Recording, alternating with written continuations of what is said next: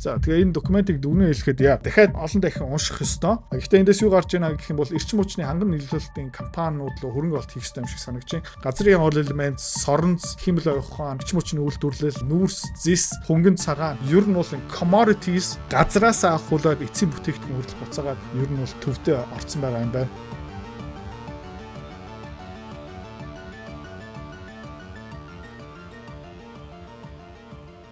Америкийн засгийн газар дүнгиж саяхан юу олон нийтэд зарласан бэ гэх юм бол өөрийнхөө үндэсний аюулгүй байдлын стратеги танилцуулсан.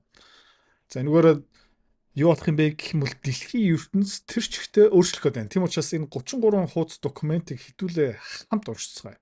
За энэ өмнөх үгийн хэн бичсэн бэ гэх юм бол мэдээж Дональд Трамп бичсэн.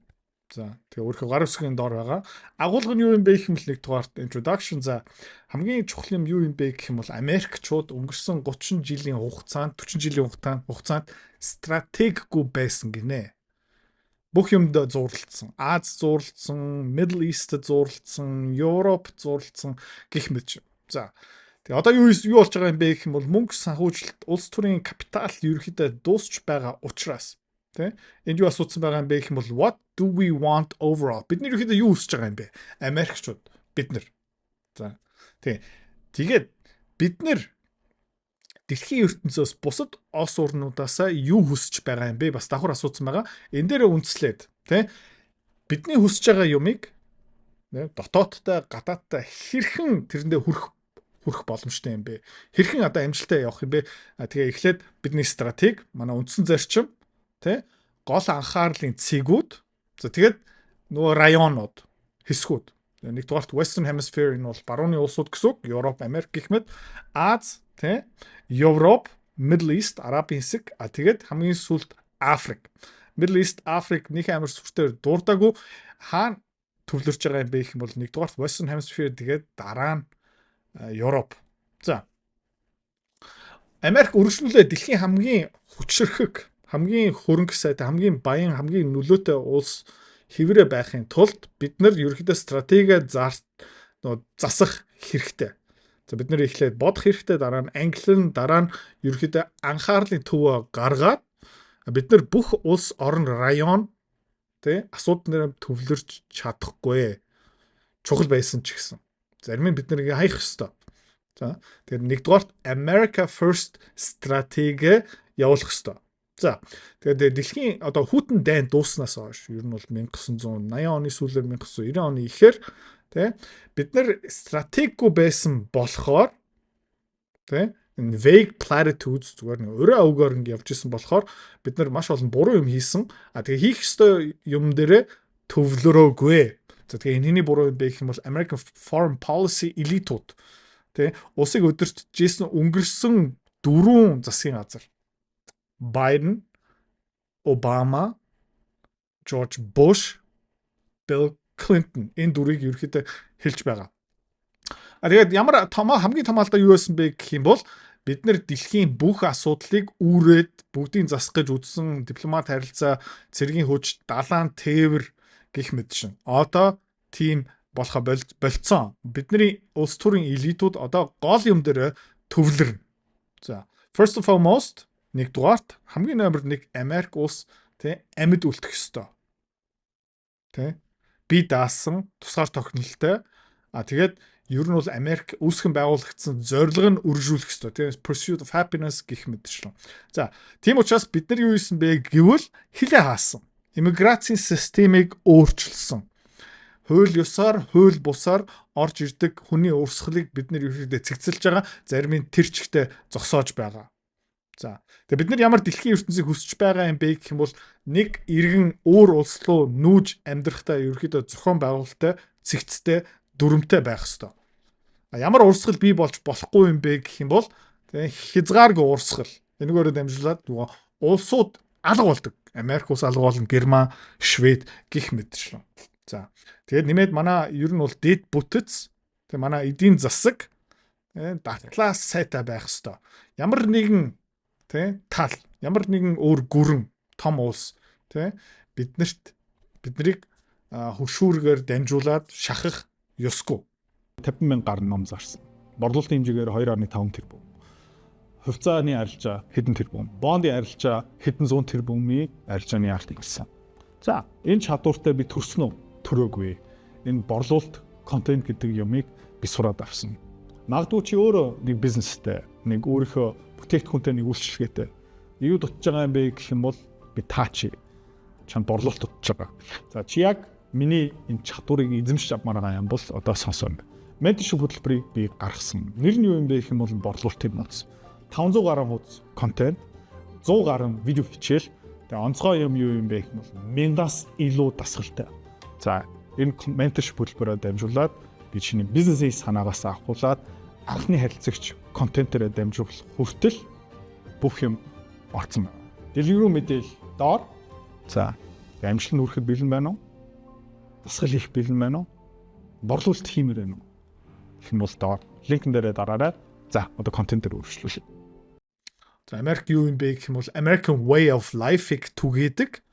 За бидний тэгээд амжилтын суурь хамгийн том хүч нөлөө юу юм бэ гэх юм бол манай эдийн засаг. Тийм учраас биднэрт юу хэрэгтэй юм бэ гэх юм бол industrial base хэрэгтэй. Үйлдвэрлэл буцаагаад Америкт ирэх хэрэгтэй. За энийг би яагаад ярьж байна гэх юм бол бидний хөрөнгө оолт дотор энэ орох ёстой. Америкчууд одоо дараагийн 3, 4, 8 жилийн хугацаанд юу хийх ёстой юм бэ гэх юм бол тэр аутсорс хийсэн үйлдвэрүүдээ дийлхийн хангамжийн сүлжээгээ буцаагаад авчирна.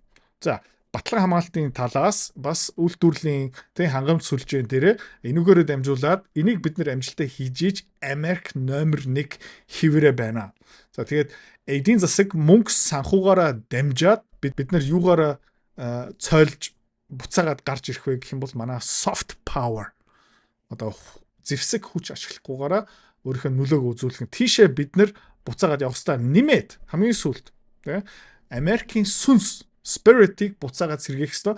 Бидний соёл буцаагаад эрүүл болох ёстой. Энэ дотор нөгөө тэр homosexual, LGBTQ, diversity, equity, inclusion гэх мэтчлэн тэр дэлхийн дулаарлал, дэндүү extreme feminism ерөөдөө бүгдээрээ байхгүй болж байгаа гэсэн үг. Энэ бол би бол 100% дэмжиж байгаа. За нэмээд Western Hemisphere одоо барууны район бас яг адилхан манайхтай адилхан хүчтэй баялаг байх ёстой. Тийм учраас энэ mass migration тэгээ цагаачдын хууль бус хууль ёс урсгалыг ер нь ус тассан зогсоох ёстой. Нэмээд Indo-Pacific бүр нээлттэй үлдэх ёстой. Энэ юу ярьж байна гэх юм бол Middle East, Arab Strait of Hormuz's Тайван, Япон хүртэл далайн тээврийн зам ер нь бол олон улсуудад нээлттэй ганцхан нэг тал тэрийг бацсан байж болохгүй. Хэнийг яар дурж байгаа юм бэ гэх юм бол Хятадууд. За энэгээр дамжуулаад эрх чөлөө аюулгүй байдал Америкт ба Европт ер нь буцаагаад дэлгэрнэ. Бид нар бас Европт анхаарад European civilization одоо хэдэн мянган жил болж байгаа тэр соёл нь буцаагаад сэрэх ёстой. Европ буцаагаад өөртөө итгэлтэй болох ёстой гэж байна.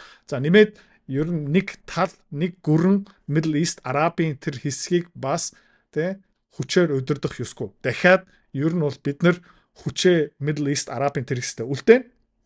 Яагаад гэх юм бол Хятадууд тэндээ дэндүү нөлөөтэй болохгүй тулд. За номер 1 манай санхүүгийн систем, манай хөрөнгийн зах зээл, манай долларын валют хിവэрэ дэлхийн номер 1 байх ёстой. За нэмээд DEI diversity equity inclusion одоо хар өрстэй хүн болохоор давуу эрх үгэн бүхэн ерөөсөө биш хамгийн чадвартай хүнийг бид нэр ерөөхдөө дээшлүүлэх ёстой. За тэгээ манай институт, манай их сургуулиуд, манай эдийн засаг дотор өрсөлдөө чадвар дээр үндэслэн одоо хүн дээшээ явна. Тэр хар хүмүүс, тэр бор хүмүүс, тэр эмэгтэй хүмүүс давуу эрх өгөх нь одоо боллоо. Дуусаа. Unleashing our energy production нефт, газ олборлол дээр бид нэр төвлөрнө. Эрчим хүчээрээ буцаагаад эсвэл улам хүчтэй номер 1 болно. За тэгээд reindustrialization of our economy ерөөхдөө буцаагаад үйлдвэрлэлийн сектороо хөгжүүлээд манай эдийн засгийн дундаж давхраа middle class хүмүүсийн орлого амьдралыг буцаагаад сайжруулнаа. За returning economic freedom to our citizens, the historic tax cuts татварын дарамтаа ард иргэдэд хөвд буулгана, хууль дүрм зохицуулалтаа бас багасгах нь энэгээр дамжуулаад Америкийн эдийн засаг улам илүү чөлөөтэй, ашиг өндөртэй, хөдөлмөрлмөр байгаа хүнийг хамгийн ихээр шагнадаг. Хүний олсон мөнгө хүний Герман дансан дотор үлдэх ёстой юмыг ярьж байна. 100% дэмжиж байгаа. За, стратеги нь юу юм бэ? Номер 1 үндэсний ашиг сонирхол бид нарыг удирдах болно. Дэлхийн бүх асуудал бид нар оролцохоо болж байгаа. Тийм учраас бас энэ документыг ерөөхдөө зарлж байна те. Flexible realism. Уян байна. Бодит байдалтай нүүр тулнаа. Тэ? US policy will be realistic.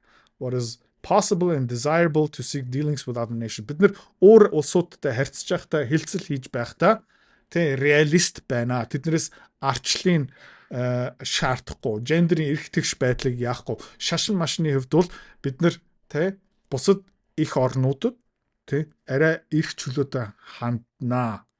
Тэгээ одоо Ирак руу яваад тэнд арчлыг ингээ нэвтрүүлээд Ирак хүмүүс вау баярлаа тэр чигтээ арчсан орн болсон уу? Болоогүй. Афганистан руу ороод тэ гендер эрх тэгш байдлыг ингээ тэ дэвшүүлээд дахиад арчлын системийг гаргаад явсан уу? Яваагүй.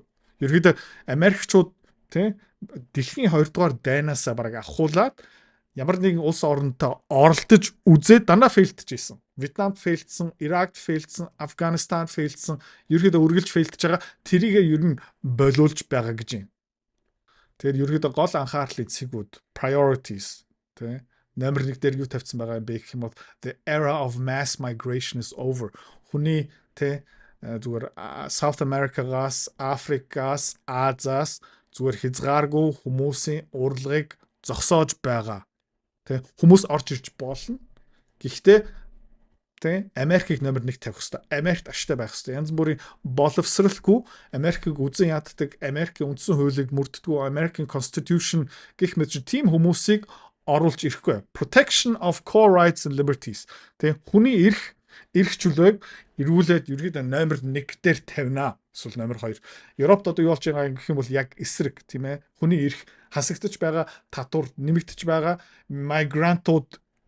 мигрантуудын дотор ингээд живж байгаа. За burden sharing and burden shifting. The days of the United States propping up the entire world order like Atlas is over.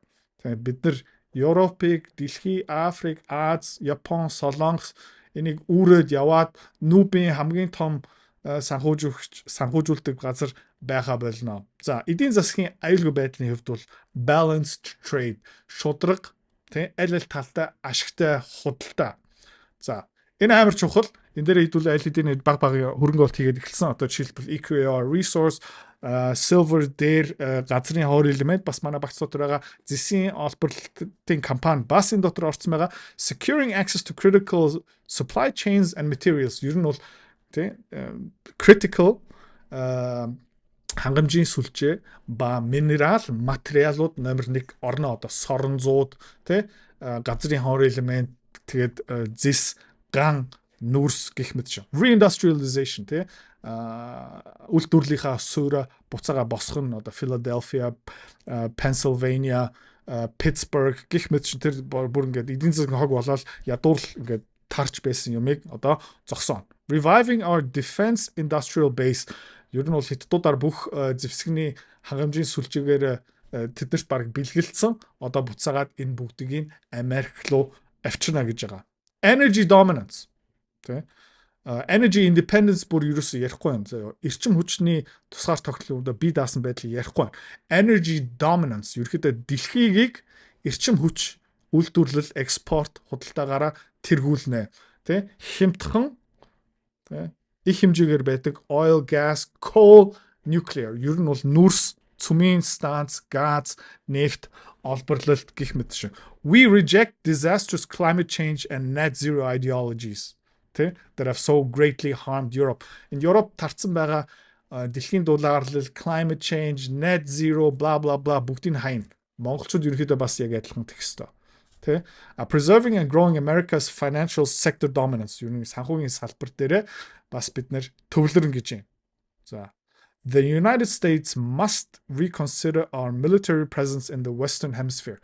Ер нь бол Америкчууд баг дэлхийд даяар цэргийн баазтай одоо Япон, Солонгос, Европ дүүрэн байгаа. Тэ НАТО ингээ хязгааргүй томборж исэн. Тэгээд тэр бааз янз бүрийн хин ерөнхий санхүүжүүлж тижээгээ явж байгаа юм бэ гэх юм бол Америкчууд тэгээд энийг ерөнхийдөө тэ засах ёстой гэж байгаа. Тэгээд ер нь бол энэ Латин Америк дээр төвлөр нь Венесуэла, Хондурас, Гватемала, Панама канал тэ хятадууд баг булаагаад авах гэж үзсэн тэрийг зогсоон гэж байгаа. Ер нь бол бидний ойрхон улсууд хамгийн том нөлөөлөгч хэн болох юм бэ гэх юм бол Америкчууд бид нэр өөрөө. За тэгээд the US government will identify strategic acquisition and investment opportunities in American companies in the region to present the Америкийн засгийн газар үргэлжлүүлээд тэ шаардлагатай секторууд руу Америк компаниудаараа дамжуулаад хөрөнгө олт хийн. Тэ нөө Дэлхийн банк, Export Import Bank, Exim Bank, Millennium Challenge Corporation олон одоо Америкийн засгийн газрын агентлагуудаараа дамжуулаад тэ хөрөнгө олтуудаа хийн. За тэгээ энэ дотор бас нөө Австрали компаниуд орсон байгаа. Тэ манай багц дотор тэгээ хэдүүлээ магадгүй удахгүй бас Америкийн сектор дотор иймэрхүү төрлийн хөрөнгө олтын жишээлбэл Intel корпорацийн хөрөнгө олт бид нар тэрнээс хоцорсон. Тэгээд дараагийн удаа тим юмнаас хоцрохгүй байх нь зүгээр баха. За Indo-Pacific энэтхэг тэ Pacific, Индонез, Малайзия, Сингапур, Тайван хэдтийн тэр хаваар ерөөхдөө маш хурдан хөгжиж байгаа эдийн засаг болон одоо удахгүй дэлхийн эдийн засгийн тал нь баг тэндээ бужигнах байгаа учраас тийшээ бид нар бас анхаарлаа төвлөрнө. За бид нар Хятадын эдийн засаг нэгдснээс хойш 1979 оноос хойш нээлттэй найрсаг шудраг хүлээж авсан. Гэхдээ Хятадууд яасан бэ гэх юм бол яг адилхан нээлттэй шудраг байгаагүй. Энэ бол үнэн. Одоо Хятад дотор Google байхгүй, Facebook байхгүй, Америкийн компаниуд байхгүй, өөрийнхөө автомашины зах зээлээ өөрийнхөө бүх юмнуудаа ер нь бол хаацсан. Тэгээд юу хэлж ийна гэх юм бол тэ Хятадууд ер нь бол энэ дэлхийн эдийн засгийг ашиглаад хөл дээрээ босоогоод ирсэн. Одоо тэр хураагаад авсан баялаг эдийн засгаа бусдаа шударгаараа хуваахгүй байгаа. Америкчууд харин дэлхийн 2 дугаар дайны дараа эдийн засгаа бусад хүмүүстэй бүгднгээр ингээд нээлттэй хуваасан. Тийм учраас Хятадаас юу шаардах юм бэ гэх юм бол шудраг байдлыг шаардна. Predatory state directed subsidies and industrial strategies.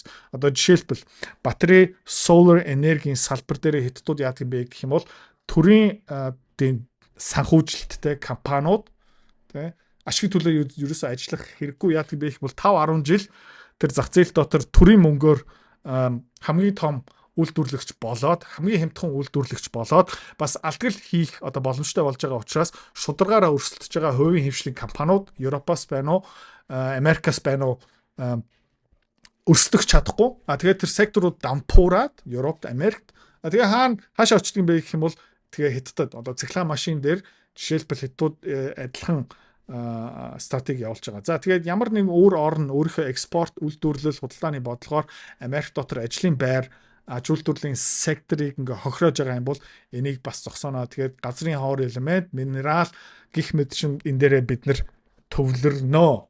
За тэгээд ер нь бол ойлгомжтой уул уурхаа баяжуулах үйлдвэрүүд цахилгаан эрчимүүд ерөөдөө энийг бүгднийг сэргээгээд авчнаа. Өнгөрсөн 30 жилийн хугацаанд Хятадуудын төвлөрсөн юм тий одоо Америкчууд буцаагаад тийм. Америкчууд бүгдээрээ байсан хэрнээ өнгөрсөн 40 жилийн хугацаанд бүгдийг бусад орнууд руу хандуулсан байхгүй юу. За тэгээ бид нэр хинээс хамтарч ажиллахын шаардах юм бэ гэх юм бол Европ, Япон, Солонгос, Австрали, Канада, Мексик тэгээ бас өөр бид нартэй худалдаа 8 хийдэг.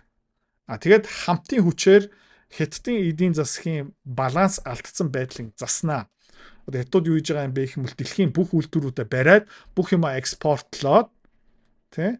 Тэгээ импортороо бусад орнуудаас Америкаас баг импортын бараа авахгүй байгаа, Европоос авахгүй байгаа гэх мэт шин дандаа өөрийнхөө үйлдвэрлэсэн бараагаа тэр орнууд руу хямдхан шахаад өөртөө даваа байдал үүсгэж байгаа. Тэгээ энэ урт хугацаанд угаасаа маш том гажуудал үүсгэж байгаа учраас энийг засан гэж байна. За, ерөөдөө ингээ харах юм бол эдийн засгийн дайн Хятадд зарлцсан байгаа гэсэн үг тий. За, нэмээд South China Sea тий энэтхэг Малайз, Индонез, Таиланд, Вьетнам гэх мэт тэнд том орнууд ерөнхийдөө экспорт далайн тээврийг ашиглаж байгаа. Хятадууд тэнд юу хийж байгаа юм бэ гэх юм бол янз бүрийн цэргийн бааз гэх мэт чинь яриад тэр худалдааны замыг баг ингээ бацгаад байгаа. Эсвэл team тренд харагдах магадaltaй. Эсвэл 10 15 жилийн дараа Хятадууд бүр хүчтэй болсныхын дараа тэр далайн тээврийн замыг хөшүүргээр ашиглаж магадгүй. Энийг ерөөхдөө бид нэр эсэргүүцнэ гэж юм. За, тэгээ миний хувьд бол хамгийн сонирхолтой юм юу юм бэ гэх юм бол энэ 25 дахь хуудас дээр Европын тухай амар их олон бичсэн байгаа. Тэ? За. Америкийн улс төрчнөр юу боддог болсон бэ гэх юм бол Европын асуудал, тэ? Америкийн асуудал тийм биш ээ. Европт юу болж байна гэх юм бол эдийн засаг нь царцсан. Тэгээд Европын асуудал зүгээр эдийн засгийн өсөлтөнд зогссон асуудал ерөөсөө биш ээ. Хамаагүй өөр томоохон асуудлууд байгаа. Европ ер нь бол 1990 онд дэлхийн эдийн засгийн 25 эзэлдэг байсан бол одоо 14% рүү буурсан. За, яагаад энэс болж байгаа юм бэ гэх юм бол дэндүү олон журам, хууль гэх мэтчлэн татвар дэндүү өндөр байгаа. Энэгээр дамжуулаад ард түмнийхээ creativity хөдөлмөрлөмөр байгаа энергийг зүгээр тэр чигтээ алж байгаа. Нэмээ. Тэ? Энэ эдийн засгийн хямралаасаа гадна баг civilizational erasure болж байгаа. Өөрийнхөө цивилизацаа устгаж байгаа. Энэ юугаар юм бэ гэх юм бол баахан цагаачлуудыг оруулаад ирж байгаа. Тэ? Тэгээд энэгээр бас эсрэг намуудыг дарж байгаа. Тэгээд бүх юмны өртөг нэмэгдэж байгаа. Орон сууц гих мэт чинь баахан цагаачлуудыг ингээд тижээгээ яваад байгаа болохоор өөрийнх нь арт түмэн хүүхд гарахгүй байгаа, хүн ам цөөрж байгаа гих мэт чинь. Энийг ерөөхдөө өнгөрсөн 20 жилийн дотор Европ бараг танигдахааргүй болсон. Энэ дээрээ бид нэр арга хэмжээ авах ёстой. Одоо бараг одоо байгаа Европын улс төрчнөрт дайн зарлж байгаа гэсэн үг байхгүй юу? За, тэгээ энэ хаана хамгийн тодорхой харагдж байгаа юм бэ гэх юм бол Европын Оросуудтай харилцаанаас харж болно. Тэ? Европчууд, тэ? Оросоос хамаагүй баян, хамаагүй том эдийн засагтай. Тэ? Хамаагүй бүтээмжтэй. Ганцхан юун дээр сул юм бэ гэх юм бол цөмийн зэвсэг. Гэхдээ Орос Украины дайн ингээ харахад тэ? Европ Оросын харилцаа бүр ингээд одоо бүр шал дээр ирцэн байгаа. Тэгээд шал худлаа пропагандаар болоод Европ ард түмэн юу боддгийм бэ гэх юм бол Оросууд манай үндэсний дайсан болсон гэж ерөөхдөө буруу ойлголттой болсон. За тэгээ юу их ёстой юм бэ гэх юм бол Европын харилцааг менеж хийх ёстой. Хинтээ харилцаа юм бэ гэх юм бол Оростой. Тэгээ Америкийн дипломатын ажил энд явагдана. Орос Европын харилцааг буцаага заснаа гэж юм. Тэ? Тэгээд Европт хамгийн том аюул юу болох юм бэ гэх юм бол Орос Европын дайн. За. Тэгээ ягаад энийг Европчууд ярьж байна гэх юм бол тэ Америкчуудад хүчтэй, хүчрхэг бие даасан эдийн засгийн тэ өсөлттэй Европ бол хэрэгтэй. Тийм учраас хурдхан шиг Украины дайныг дуусгаад тэ тэгээд гол ажлууд дээрээ төвлөр гэж юм. За. Тэгээд ер нь бол ингээд бүр ингээд жишээ бичсэн байна. Өнөөдрийн байдлаараа Германы химийн үйлдвэрлэгч компани BASF гих мэтчлэн юу хийж байгаа юм бэ гэх юм бол Хятад дотор асар том үйлдвэрүүд барьж байгаа. Ягаад тэнд үйлдвэрүүдэд барьж байгаа юм бэ гэх юм бол Оросын газын хоолойны дэргэд ягаад вэ гэх юм бол химийн бодисыг үйлдвэрлэхийн тулд юу хэрэгтэй юм бэ гэх юм бол эрчим хүч газ хэрэгтэй. Тэгээ хамгийн хямдхан газыг хаанаас авах боломжтой юм бэ гэх юм бол Оросын газ импортлдог Хятадын газын хоолойны дэргэд. Тэгээ ягаад үйлдвэрүүдэд нүүж байгаа юм бэ гэх юм бол тэр Оросын газ өөрийнх нь гэрт нь өөрийнх нь их оронд Германд олдохоо байдсан учраас. За тэгээ энийг уншихад ер нь бол тэ энэ дайн дуусчих юм бол тэр Nord Stream pipeline-уудыг буцаагаад асаах юм байна. Асаахгүй бол Америк Германы эдийн засаг угаасаа хог болно. За Европын ард түмэн инх тайвныг хүсэж байгаа. Гэхдээ энэ улс төрчнөр эдийн засгийн бодлого руу ерөөсөө оруулахгүй байгаа.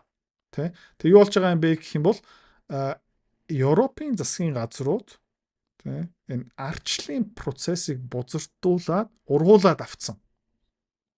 Тэ. За, not only can we not afford to write Europe off, тэ, doing so would be self-defeating for what the strategy aims to achieve.